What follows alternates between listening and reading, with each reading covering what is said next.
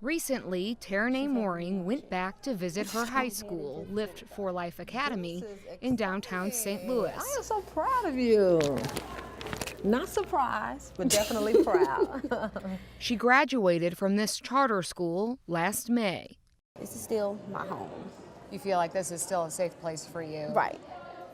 I can still come here and get work done, and I can still come here and come for advice, and still home. You are in school now. Where are you attending? Terra'Nai. Many high school graduates feel this way about their alma mater, but Terra'Nai's positive affection for her school is short of a miracle. Growing up, school was not a safe place for her. It was not a place where she was going to succeed. What's your academic history? Oh, I have been suspended a lot in my life. I'm originally from Kansas City, so I moved here when I was about 8. And just moving in, trying to get comfortable with the city and the kids, and people kind of picked on me because I was a nerd. Nobody liked me because I was a new kid. So I kind of started just being something I wasn't, which was bad. And, you know, a hothead, and don't say anything to me. I started cursing and just, you know, changed who I was. Started fighting, arguing with people, cussing people out, getting suspended 10 days, 5 days. And it was my fault because I could have avoided all of that. But I just wanted to be something or fit in. Terra'Nai was in the 3rd grade, just 8 years old, when she got into her first fight and received her first suspension. The once nerd with good grades was no longer excelling in school. She tried starting over at new schools, tried to fit in, but ultimately fell back into her bad behavior.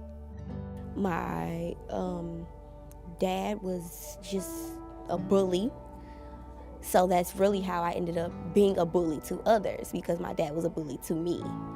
So it was like, I don't really care. I really wanted to just give up on everything. I wanted to just not be in school, just give up. Lift for Life was Terra'Nai's 3rd school in 6 years, and when she started there, her behavior and attitude wasn't any better.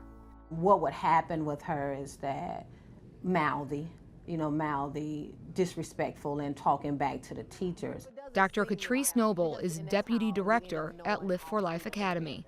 And I didn't realize she was trying to fit in. Actually, she was more of a leader because other girls followed her.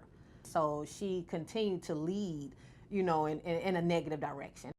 It seemed at this point, Terra'Nai was going to be just another statistic. Honestly, I would have been pregnant at 14, like my grandma, when she had my dad. I would have dropped out of school and just been a mooring, because that's how my dad's side of the family is. They're dropouts. They're people who could have made it but didn't, people that don't have jobs, and they go off government assistance and, that kind of stuff. I didn't want to be that. In my head, I did it.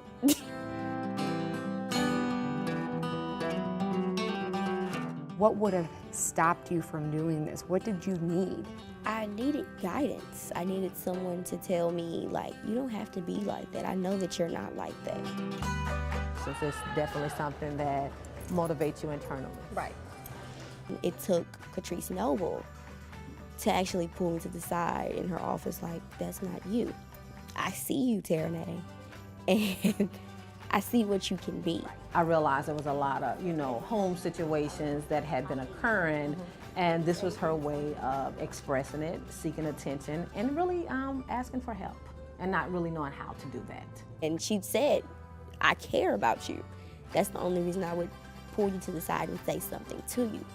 Academics is ultimately why we're here, and we want to definitely see you strive. However, it's the whole child. How do we fill these gaps that are going to inhibit them if we don't? And I cried, of course. But it took her saying she cared about me to change my whole entire image.